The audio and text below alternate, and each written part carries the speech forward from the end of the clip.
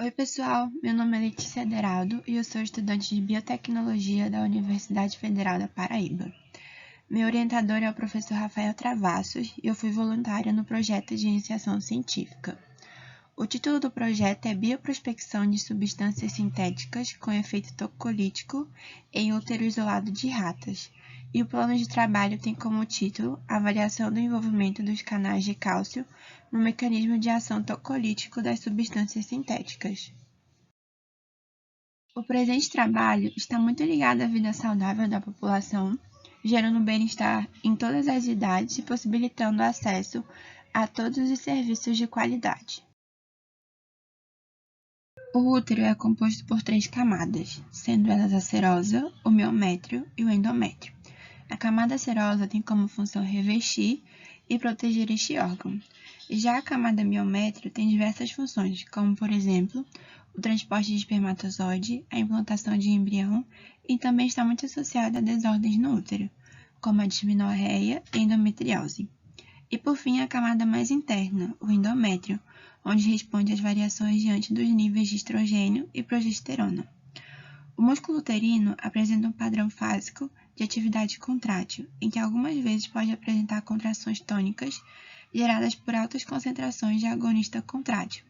Mas basicamente a atividade contrátil do útero é regulada por 2 mecanismos, que são o acoplamento eletroquímico, em que se dá pela despolarização da membrana, e por meio farmacomecânico, gerado pela ligação de um agonista com o receptor acoplado à proteína G.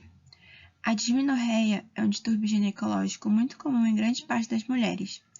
Esse distúrbio ocasiona contrações muito dolorosas na região pélvica, podendo ocorrer antes ou durante a menstruação. Um dos tratamentos utilizados para esse distúrbio é a utilização de anti-inflamatórios não esteroidais, muitas vezes seguidos por anticoncepcionais. O objetivo deste trabalho é investigar o potencial toxicolítico de substâncias sintéticas e seus possíveis mecanismos de ação em útero de ratas Winster e avaliar, em nível funcional, a participação dos canais de cálcio no mecanismo de ação toxicolítico de substâncias sintéticas, bem como o tipo de antagonismo exercido. Devido à pandemia instaurada pela Covid-19, as análises do projeto foram realizadas a partir da revisão bibliográfica de artigos. Devido à pandemia instaurada pela Covid-19, as análises do projeto foram realizadas a partir da revisão bibliográfica de artigos.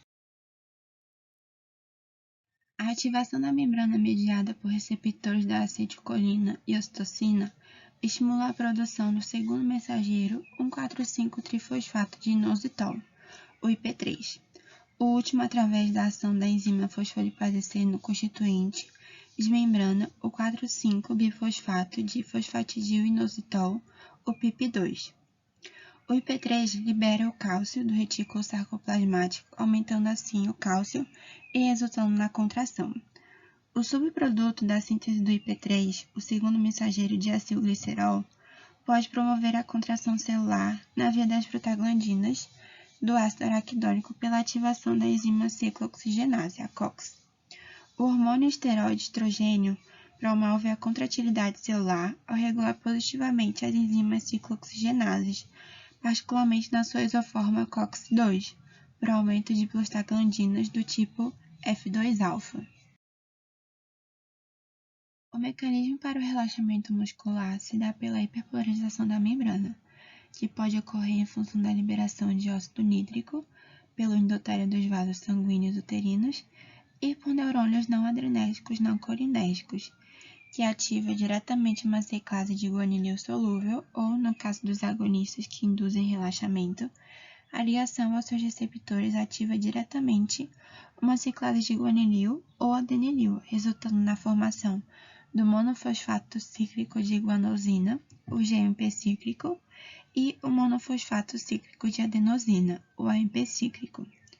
O aumento do GMP cíclico ativa a proteína sinase G, que é a PKG, enquanto que o aumento da AMP cíclico ativa tanto uma proteína sinase, dependente de AMP cíclico, que é a PKA, como também ativa a PKG, quando em altas concentrações que acabam resultando na ativação dos canais de potássio.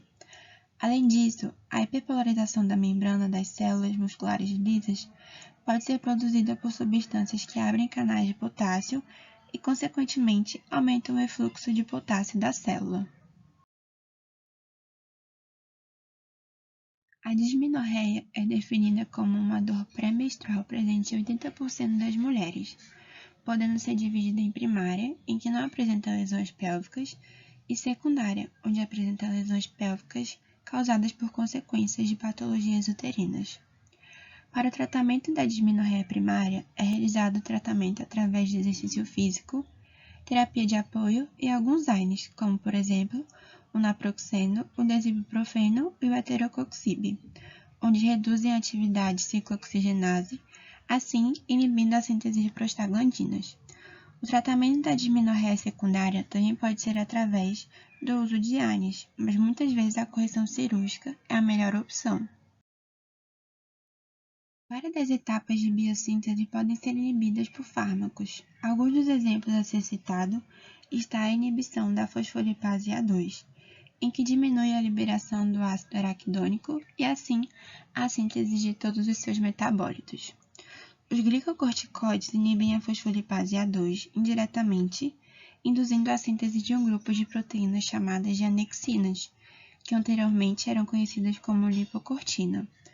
O outro papel inibidor do glicocorticoide é que ele está ligado à redução da expressão de COX-2 induzida e não a de COX-1. A aspirina e outros anti-inflamatórios não esteroidais, os AINES, inibem a COX e, consequentemente, a formação de prostanoides. O presente estudo mostrou a importância dos canais de cálcio para a contração uterina, tanto na dismenorreia como na gravidez.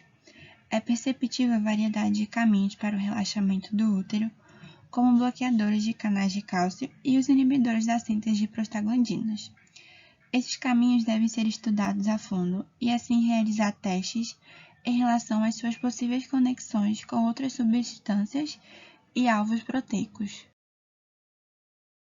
Gostaria de agradecer ao UFPB, à Propesc e ao CNPq pela oportunidade de pesquisa concedida e agradecer ao meu orientador, professor Rafael Travassos, pela experiência.